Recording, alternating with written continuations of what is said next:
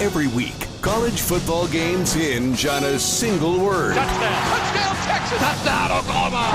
Touchdown. Touchdown. Touchdown, Wisconsin. Touchdown. Touchdown. Touchdown. Touchdown, Stanford. Touchdown. Touchdown, Alabama. Touchdown, Notre Dame. Touchdown. Wow. This is Touchdown Radio. Here's Gino Torretta and Taylor Zarzour. So good to be with you for the final time in 2022 on Touchdown Radio Tailgate. He won the Heisman Trophy 30 years ago. He won the national championship 33 and 31 years ago. Very good.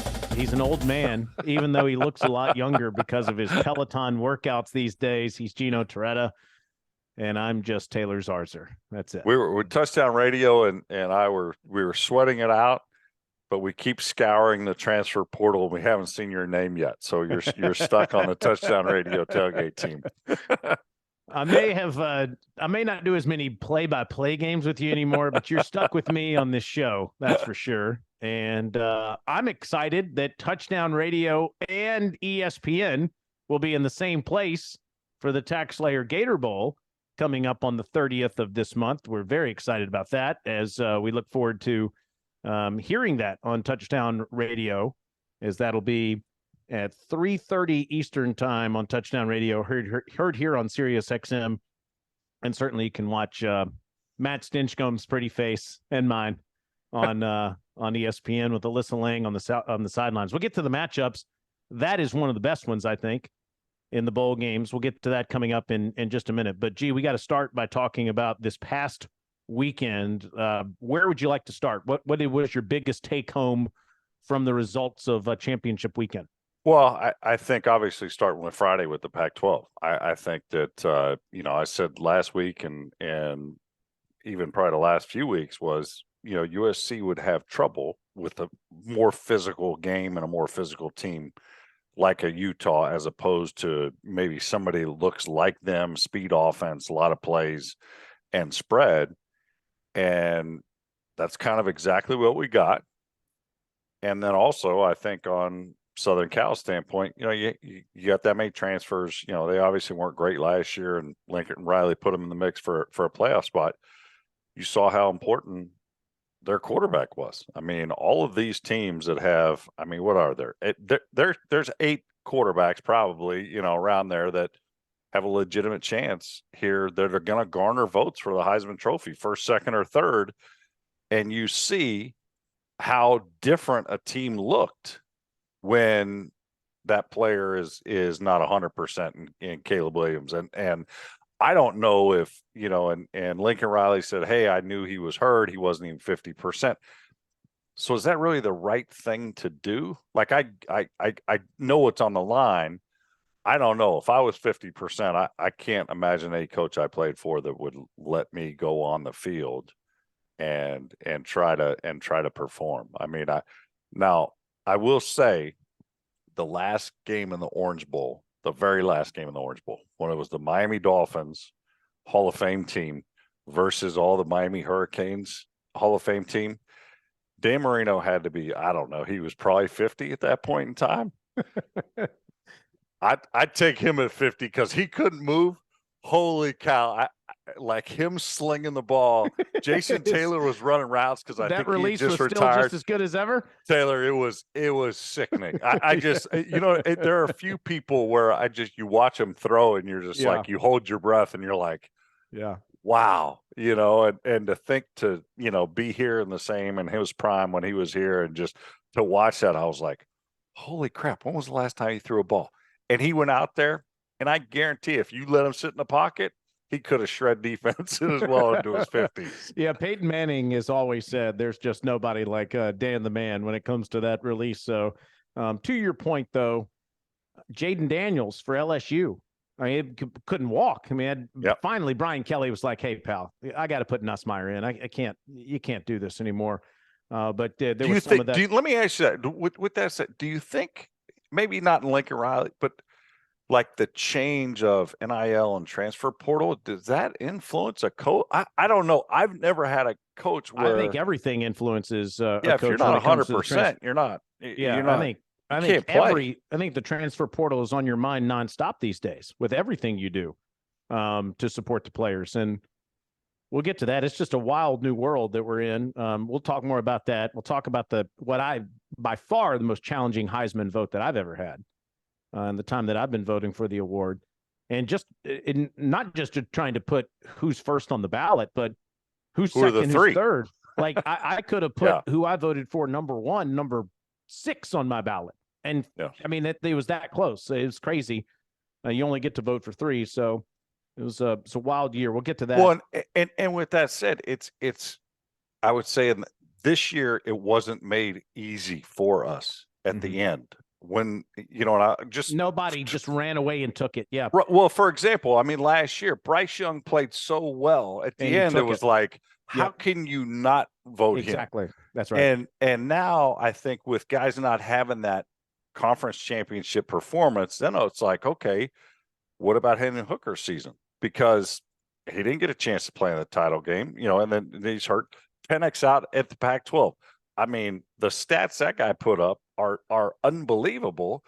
And really you're like, okay, well, could I put, May somewhere else and would he be that good? Like if May was on Clemson's team, would they be probably, would they be undefeated? So I think nobody ran away at the end. It was a rough night for Drake May and the Tar Heels. That's for sure. And Clemson wins the ACC. We'll get to what the playoffs would look like if it were 2024, 2 years from now, which I think people are going to just stand on their head when they realize what this is going to turn into. I don't think people have really thought this through, but we'll try to help you with that coming up in a minute. But since we only have 2 more times to go through this process, give me your thoughts on the rankings. I had it the same way the committee had it. Georgia, Michigan, TCU, Ohio State was my top 4. Any issues with who's in or any issues with how they were seated?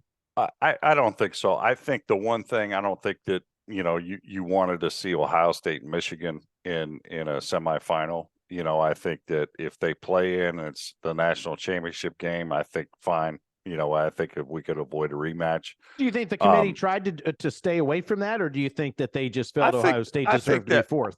I think it probably influenced them a little bit, but I think that they just they did deserve to be 4th as opposed to 3rd. And I would also think, we're talking about Heisman guys.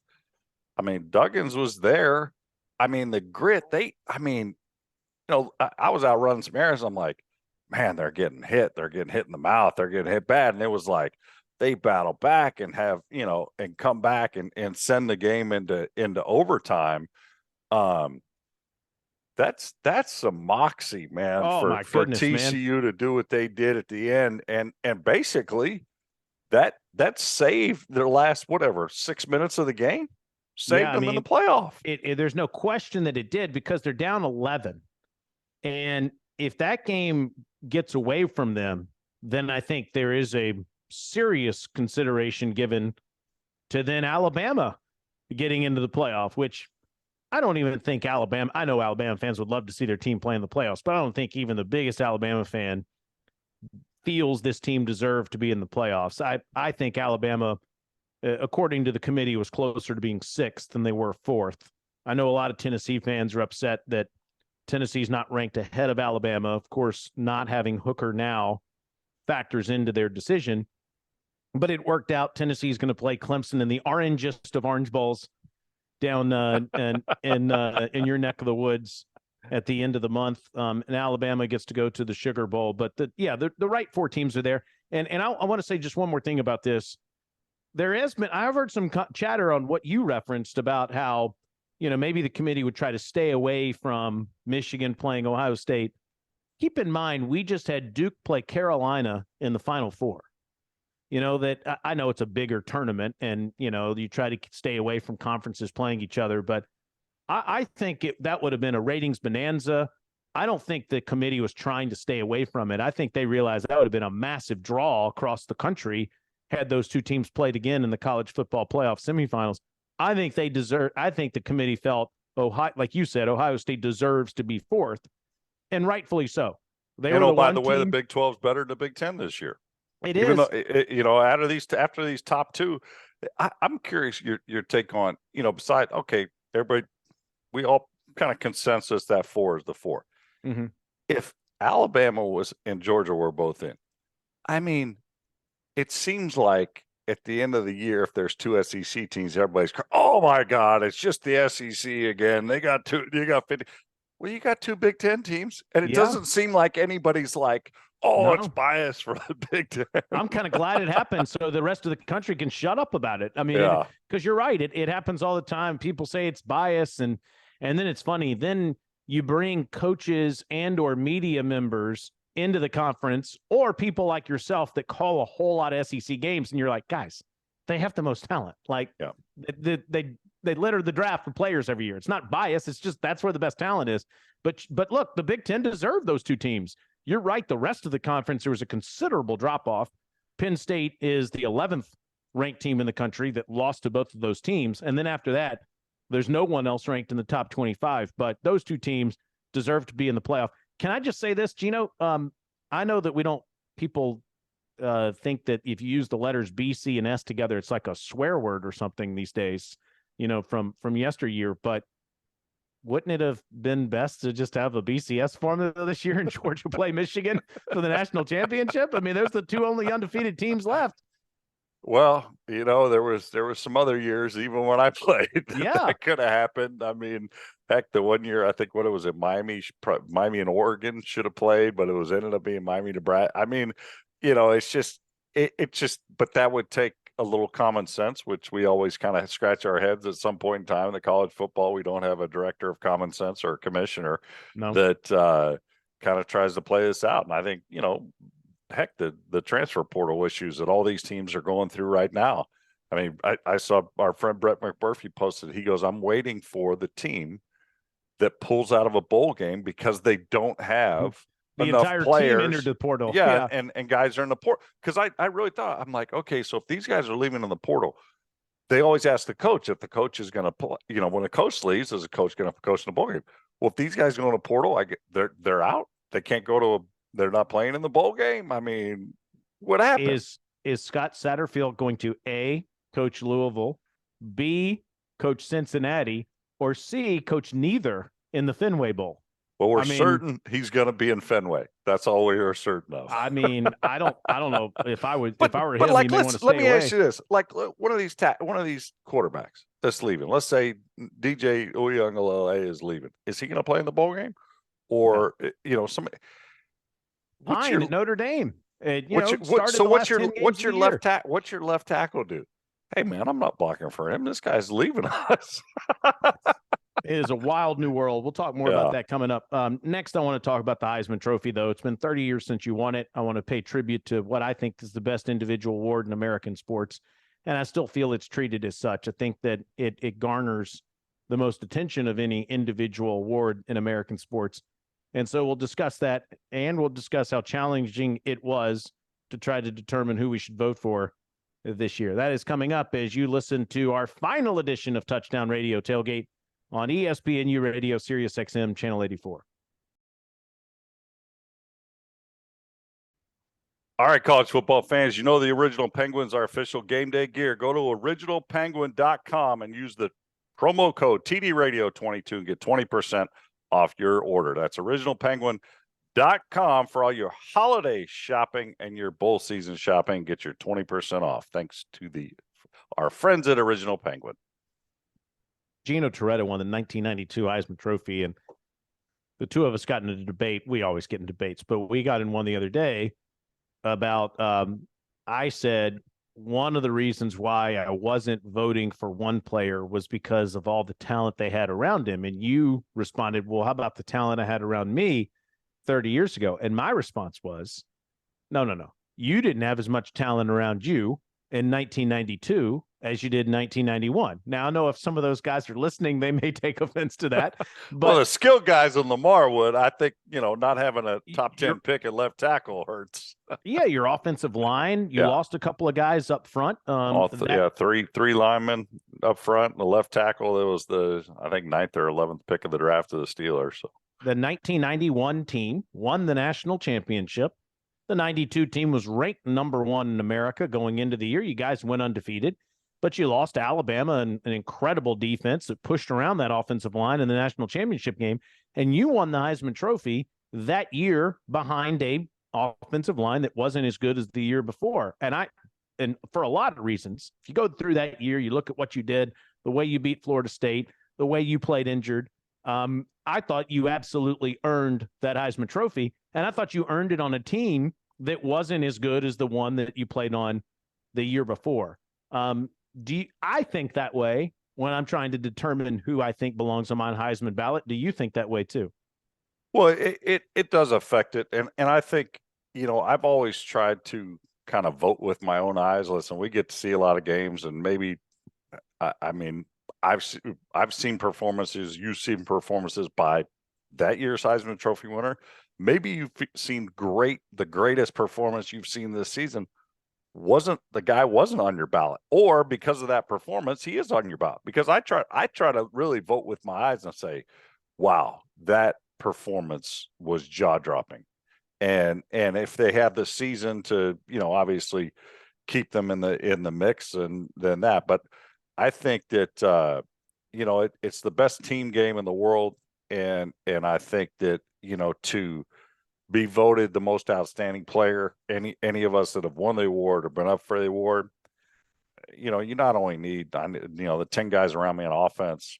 Man, our defense gave up less than 10 a game. I mean, there was days where our offense just wasn't doing anything very good.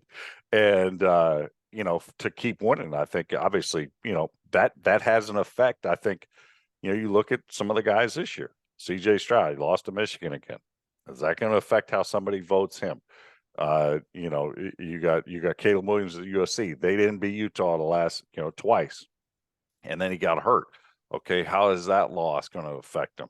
I think that, Bryce Young having a couple losses, but probably a more, like you've said, a more impressive season maybe this season, because he didn't have that talent around him that he did a season ago. So there's so many things. And then Hendon Hooker not being healthy in the last game. I mean, there are so many things. That's why people think it's oh, this guy's the best player, most outstanding player. He's easily going to win the Heisman. So many things have to happen right for you to win the Heisman Trophy, for your team and for you individually in the sport. It's just it's pretty amazing, and it's and it's a lot. I was thinking about all those conference championship games and thinking the pressure Williams, Duggins, all these guys were under, because that's all they heard. Hey, you guys win if you play well. You may win the Heisman, and then, oh, by the way, all the conference awards are coming out, which I listen, it happened to me, but I didn't necessarily like it. I don't think I understood it. I still remember the first award that I won. Walter Camp Football Foundation came to Miami, and our sports information director called me and said, she goes, you have to come over. We have a press conference for you. I was like, okay, I didn't know about it. So I walk up, Walter Camp's got the room, done up. They got the banner behind the podium. And one of their directors says, you know what this means, right? And I'm like, I won the Walter Camp Player of the Year. That was basically what the award was. And they basically said there's only been, I think at the time, 2 or 3 guys that had won this award that didn't win the Heisman. And I was just like, wow. And I was like, really? Then you're just, your mind's racing, but I didn't have a conference championship game to prepare for. These guys are getting their Conference Player of the Year awards.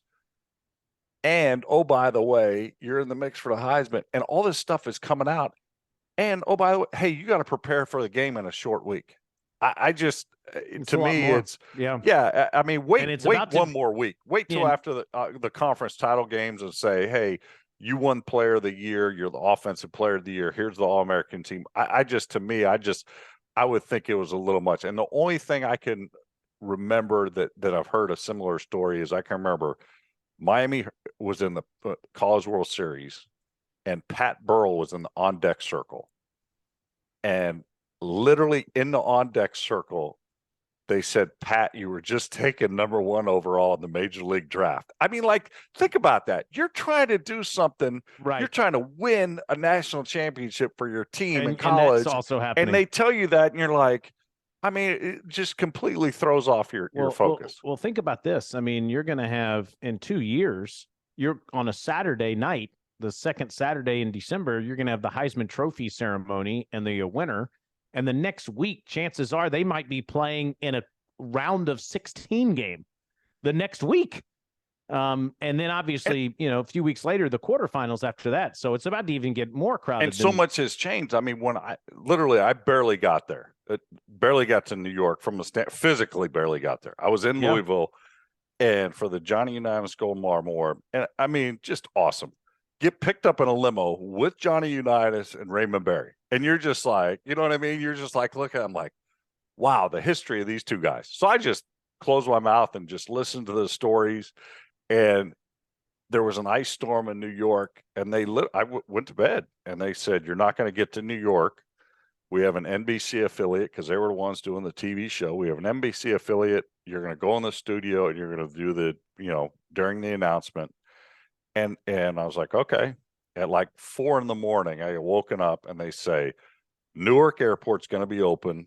They're going to fly you to Newark. So you fly into New York. I mean, there's 6 inches of ice on the cars. I was just, you're scrambling to make it. You barely take a cold shower in the old DAC. There was no hot water in the building.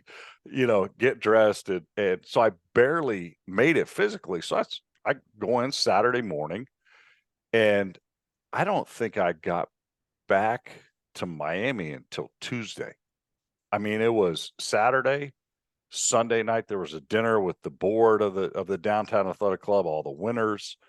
Monday was another dinner, and then it was probably Wednesday, and then Tuesday night was a black tie affair. Now it's like condensed. The black tie dinners on Sunday, hours, and these players are on a private jet out that night, and it probably started. I think Mariota was one of the first ones I can remember. They flew back to Oregon that night right after the black tie affair got over with. So it's changed, and I feel for these kids, because they don't.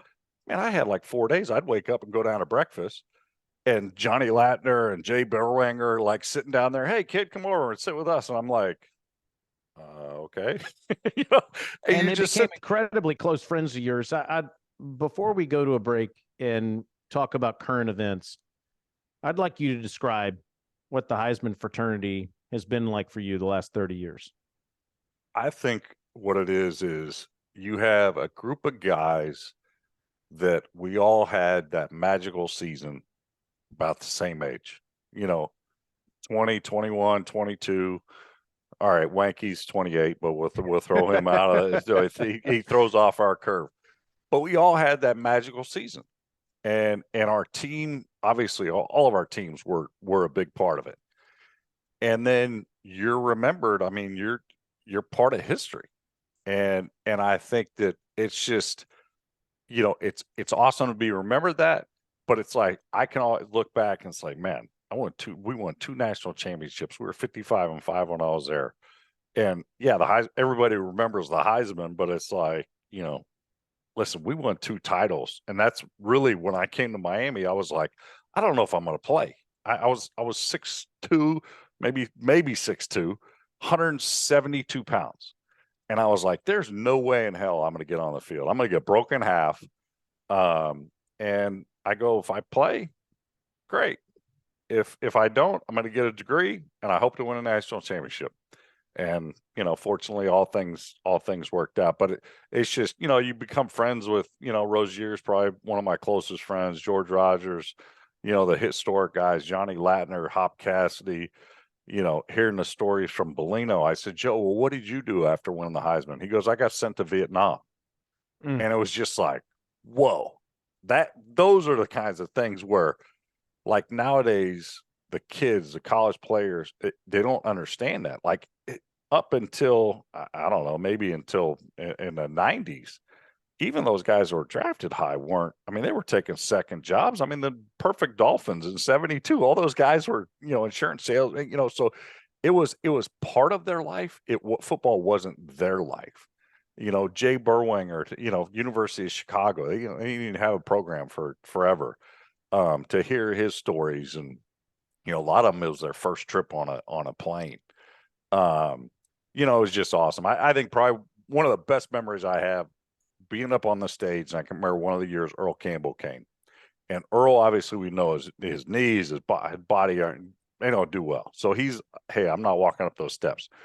Aria, my daughter's probably, I don't know, maybe 8. We had gone to the American Girl Superstore, which I know that you with 2 girls have gone to the American Girl Superstore. So we got a salon visit for the doll. So she had the doll's hairs made up just like her hair. And so I'm sitting behind Earl before we get called up. And I said, Aria, just stay here. And, I'm going to go up on the stage. And, she was young enough. And Earl turned around. He goes, come here, sit with me. And it was just like, you're looking off the stage and you see your daughter with Earl Campbell. You know what I mean? The story, just seeing, like, as a kid watching him play, you're just like jaw dropping, and then she's sitting there showing Earl her doll. And he was, he was as nice as could be, signed the ball for her the next day. She doesn't have any idea, of what that means. It just meant a lot to me. And I think that's kind of how we treat each other of, hey, our families were one big family. And it's pretty awesome. I'm incredibly proud to be your friend and work with you, and the way that you've represented the Heisman Trophy has been something that has just really been fun to watch for me. And one of the coolest things I've ever gotten to do was be with you 5 years ago on the 25-year anniversary. My wife and I just had the best time being with you and celebrating that achievement of yours, and getting to wine and dine with all of the Heisman winners was so much fun for us. And I wish this year's winner well. I would like to say a fellow Californian won the award last year, and I'm proud to be from the state of Alabama. And I honestly mean this. I can't think of an athlete that has ever played in the state of Alabama for those 2 great institutions, Alabama or Auburn, that has ever represented our state the way that Bryce Young has. And I was incredibly proud to vote for him last year as the Heisman winner, as he was a deserving winner, and he has represented that award so well in the last year. He could have a chance to go back there. I don't think he's going to win it if I had to guess, but he could have a chance to go back there this year as a finalist, but he'll get to go back there the rest of his life as a Heisman winner. And my hope is that whoever wins the award this year, Gino, represents it the way that you have and the way that Bryce Young has. Well, and too, with that said, is I just hope once they're done playing professionally, they get to come back and they're not able to stay long enough. And listen, you're getting tugged in all kinds of different directions when you win it. And I think now you're not able to stay long enough to where there's no quiet time. When I won, like I said, I would go to the 3rd floor grill in the old downtown athletic club, and the only people who were there were guys that won the Heisman Trophy. You know what I mean? And then I'm trying to figure out, like, Alan Amici, let's see, his godson was married to, like, Capoletti. Like, there was like one of the kids was related to Glenn Davis, Alan Amici, and Capoletti. And I'm like, how does this work? But it was great. Like that was it. And that's what I hope that they, through their maturity and years, they come back and then build those relationships with the former winners. And whether it was Jay Burwanger or Dick Kazmaier from Princeton, became dear friends with these guys, Joe Bellino, Hopalong Cassidy, Johnny Ladner, guys that have passed on. I just hope that, the younger guys now do come back and treat it, with the reverence that, like you said, I don't think there's a greater individual. I'd probably even say, I don't think there's a greater award in any sport that is the Heisman Trophy. And like my buddy says, he goes, dude, the trophy's undefeated. You bring it anywhere, it's undefeated. Yeah, it is. And I can't wait to see who's going to pick it up on Saturday night. Coming up next, we're going to talk about some massive changes, radical changes to college football that have impacted it significantly, and that we've been talking about certainly on this channel all week. That's when Touchdown Radio Tailgate continues on Sirius XM Channel 84. I want to thank our sponsor, the United Association of Union Plumbers, Fitters, Welders, and HVAC Techs is proud to be built on excellence. They get the job done right, on time, and on budget. Their training is second to none. Learn more at ua.org. He's Gino Torretta. I'm Taylor Zarzour. This is Touchdown Radio Tailgates, our last broadcast of the year. We have a lot of topics to get to in the remaining minutes that we have this program. And a few things I want to go ahead and reference. First of all, if it were 2024, I think this is something that we're all going to have to get used to in the years to come, just what the the college football playoff is going to look like. If you drive over, pull over and pull out a notebook, because ours just pulled out his notebook. He's already gone through this exercise. So the number 1 seed would still be Georgia. The number 2 seed would still be Michigan. But how about this? The number 3 seed would be Clemson, because they are the third best ranked conference champion. The 4 seed would be Utah, all right, because they're the 4th best conference champion. And then K-State makes it in. K-State makes it in, but they're going to have to go on the road. And Tulane, as the group of 5 champion, gets to get in as well. Here are the first round matchups, Gino, if it were 2024. Talk to me. Number 12, Tulane at number 5, TCU. Love it. Number 11, Penn State at number 6, Ohio State.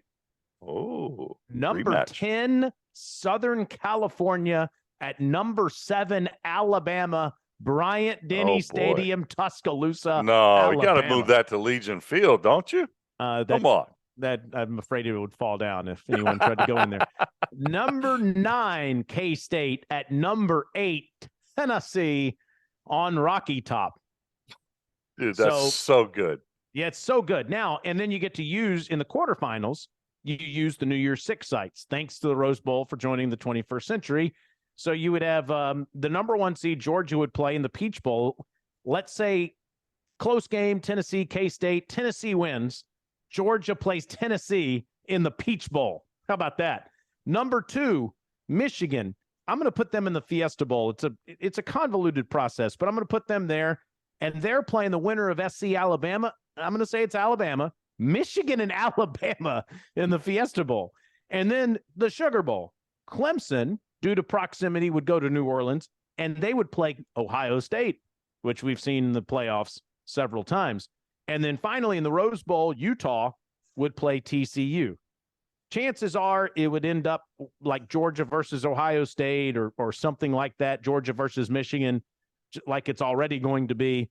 But that would be really cool coming up in a couple of years. Do you have any issues with, and I bring this up because when I played 3 of the 5 national championships the University of Miami won were played in the stadium that I played in, the Orange Bowl. Yeah. Do you have any issues with the playoff games when said Georgia is essentially playing a de facto home game in the Georgia Dome? 0, because they deserve the number 1 seed. They had the best regular season, and you are rewarding that regular season. Well, what if they're in a city where they don't, I mean, let's say Clemson's in a. Well, Clemson obviously is a harder one because they're not as, you're right, they're not as close to, and maybe, who knows, maybe at some point Charlotte joins this process. So that would be closer. But if they went to Atlanta, that's very easy. Clemson's not far from Atlanta. That'd be very easy for them to get there. And then the Sugar Bowl's not terribly far. But I see your point. Michigan. I'm just curious because you know as well as I do, you're old enough to remember the grief, like, oh, Miami, they're playing a home game. I 100% remember that. And the example you should use is anyone in the Big Ten, because they're completely disassociated with these sites. Right. They're going to have to travel the furthest to get there. But it's a good point. We'll see how it shuffles out as the years go on. I don't know that we're going to have this cry for who's left out like we do in the NCAA tournament on number 68 and number 69, but Washington would be the first team left out. Then you'd have FSU and Oregon State. And by the way, had TCU or USC won this past weekend, Washington and or Florida State could have made it in. So it is going to make those games, the conference championship games, very important because number 10 beat number 3, number 11 beat number 4 this past weekend. Number 9 becomes number 3.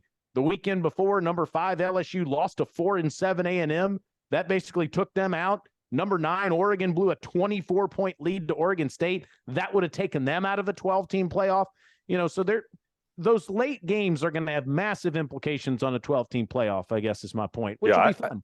One, I think it's great that it would change who the matchups are going to be, because it gives the conference champion that opportunity. And I think people don't realize that. They just think, it's the top 12 and it's going to be, but they don't realize how much even in this year it would shake it up. Boy, if there's a team you don't want to play, I know at the end of the year, I wouldn't want to see Washington's offense or South Carolina's offense, because it doesn't seem like anybody can stop them. That's a good point. All right, let's go through the coaching carousel, Gino, and just tell me what sticks out to you. Still a couple of vacancies out there. Hugh Freeze is the coach at Auburn now. Scott Satterfield leaves Louisville, goes to Cincinnati. They're playing each other in a bowl game. Luke Fickell is the coach at Wisconsin.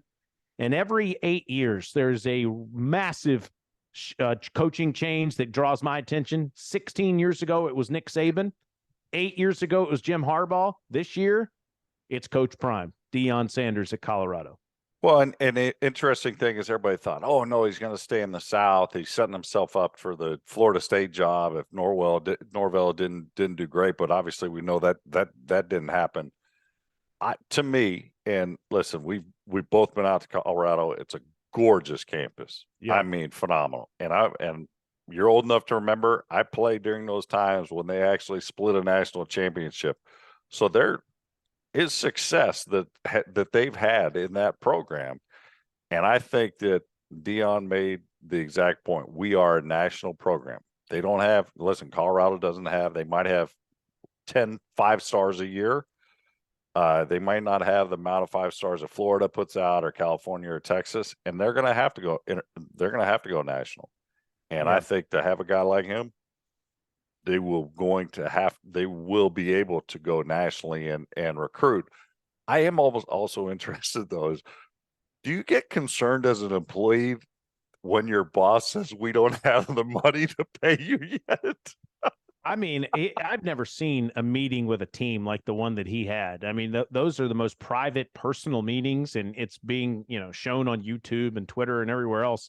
And all you guys, my job is try to run you out of here, and I'm bringing my luggage with me. I mean, I don't know. I'm calling Jimmy Sexton after AD says we don't have the money yet. I'm going to say, hey, did we make the right move or not? Here's my son. He's the new quarterback. That was wow. If he does well out there, which I expect he will, I think the SEC and the AC, I think the biggest conferences and the biggest programs will look at him in the next couple of years. One last thing, very quickly. We got to do something about this portal, man. It's out of control, Gino. And the fact that you can do it at any time of the year, I think, is having a negative impact. Now there's windows. You got a 45-day window now, and then another 45-day window. I don't like it before the bowl games, and I certainly don't like it before the 12-team playoff or the semifinals coming in a couple of years. We got to find a way to make that window happen after the season, in my opinion. I would agree. I thought when they cut the window down to 45 days, I thought it was going to be after the national championship game, because I really do. I'm concerned, like Brett McMurphy said, like what happens when a team's got so many guys in the portal. Yeah, they're like, hey, I'm not playing in the bowl game. I mean, hey, I'm slightly injured. I don't want to get hurt for this team when I'm not playing for them in a season. There's no question. I just, through all this, to me, I always ask, is it that easy to transfer colleges? I mean, God, you remember going to get a transcript when you were in college? Hard. I'm like, how do these guys just jump colleges, programs? And they're doing it several times a piece now. Slovis is moving on again from West Virginia. I'm like going, how many credits does he have? Trey Sanders was at Alabama. He's at Arkansas. Now he's tweeting Coach Prime, hey, Unc, you have a spot for me? I mean, it's wow. All right, we're going to make some picks. We don't really know who the players will be in any of these games because of what we just talked about, but we'll make some picks next on Touchdown Radio Tailgate. Final segment of Touchdown Radio Tailgate of the year. And we got to go through this real quickly. Gino, favorite game you covered this year? Favorite game? Environment, Stanford at USC, the start of the year, just because it was gorgeous out there. Mine hasn't happened yet. It's going to be the Gator Bowl, the Taxslayer Gator Bowl, Notre Dame in South Carolina coming up on December 30th. And if I have to force him against his will, I'm taking Gino Torretta with me to the game. He'll broadcast it on radio with our guy, Frank Frangie, Jacksonville Jaguars voice and Jacksonville legend. and I will take Gino down to the field against his will before the game. And Stinchcomb, who just like you have to force against his will to go to the field. Biggest surprises of the year, A&M. Wow, I can't believe they're 5-7. Crazy to see that. On the good side, TCU, from a losing team last year to going to the playoff as the third seed. Sonny Dykes, what a remarkable season he had. I guess those would be the biggest surprises. Yeah, Good well, and bad I would even throw USC. I mean, on the good side, I think even Washington with Michael Penix, just a great story to resurface from Indiana. I think was an outstanding story. Individually, May at North Carolina, Dugans. I mean, there's so many great stories.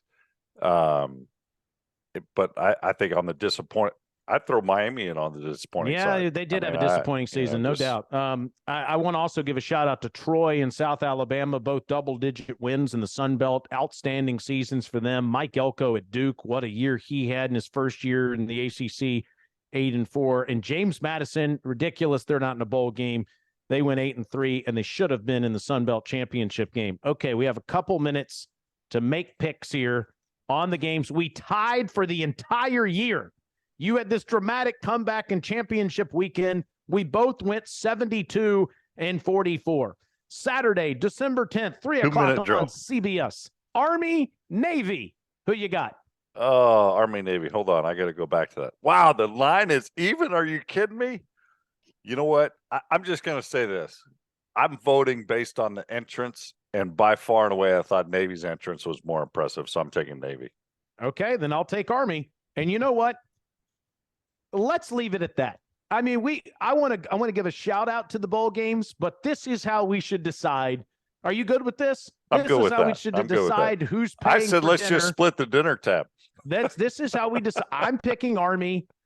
You're picking Navy. 3 o'clock on CBS on Saturday, and certainly here on Sirius XM as well. Shout out for my favorite bowl games. And Gino, take a look as I'm looking through this. The Cure Bowl, one that you've called several times, has two top 25 teams. Number 24, Troy versus number 25, UTSA. Excited for that one. Let's see what else. The Liberty Bowl in Memphis, Arkansas versus Kansas. It should have been Mizzou versus Kansas. Not sure why Mizzou is ducking their arch rival or old arch rival. The Holiday Bowl has Oregon, North Carolina. I don't know if the Eels will have any players left. The Alamo Bowl, Washington versus Texas is one of the best. We have a great one in the TaxSlayer Gator Bowl in Jacksonville. Number 19, South Carolina versus number 21, Notre Dame. 3:30 on ESPN and here on Touchdown Radio as well. Is Wanky and Heupel going to head to the Cheez-It Bowl for the coin toss for Oklahoma, Florida State? That's a good one. The orangest of orange bowls will be great down there with Tennessee and Clemson, 6 versus 7, and all that orange in the stadium. Rose Bowl, Utah trying to exact some revenge after blowing it last year. They have Penn State instead of Ohio State. I can't wait to see Tulane in a New Year's Six game. Number 16, Tulane playing number 10, USC. Excited for all those games, Gino. Yeah, Alamo Bowl. I mean, Texas, Washington. Like I said, I just love Washington, that story. Heck, I think our Gator Bowl. Notre Dame, South Carolina. I mean, South Carolina's offense has been lights out. They've figured it out. Al Golden's defense has been playing well for Notre Dame. We'll see how that shakes out. But yeah, there's no shortage of great games, and we can only dream of the top 12 because based on what you said it would look like, I think anybody making an argument against it's just absolutely crazy. Okay, we got 2 minutes left. I think TCU is too much of an underdog. That line is getting closer to 10. I like TCU plus the points. I'll give Michigan a slight edge in the game, and I think the dogs are going to take care of the Buckeyes. I would take them minus the 6 or 7 or having. I think that's where the line is last time I checked. A Georgia-Michigan national championship game would be great to have, and I expect Michigan to give them a much better game than what they gave them last year. They are so much better at the line of scrimmage. I would expect that to be a great national championship game in LA if we get it. Do you think that's what we'll get? I would think so, but I wouldn't be surprised if we got an upset in either one of those games. But based on how the fronts play for Georgia and Michigan and how they've, basically they just take the air out of the ball. They get up and they get a lead and just start dominating up front. on both sides of the ball. And Michigan's been unbelievable even after Corum's injury. It seems like the backup might have been better than Corum, but Ohio State's got some firepower though. If you make some big plays, they can do that. And man, TCU with that performance at the end of the game, I think they're going to be two great games. And let's hope they're not like some of these semifinal games have been in the past. Good luck in the Celebration Bowl. Jackson State has North Carolina Central. That is coming up on December the 17th. And the FCS quarterfinals are this weekend. Semifinals are next weekend. And then the FCS National Championship game is in Frisco on January the 8th. I'm going for the Jackrabbits. I hope that they win the national championship. They've been so close the last few years. So I'm pulling for Coach Stig in South Dakota State. Gee, you're a great friend. I love doing this show with you, my friend. Excited about the Tax Slayer Gator Bowl. Enjoy the Heisman festivities this weekend. Always, T. Merry Christmas. Happy holidays. Happy holidays. For Gino Torretta, I'm Taylor Zarzour. Thank you for listening to us all season long on Touchdown Radio Tailgate on ESPNU Radio, Sirius XM, Channel 84.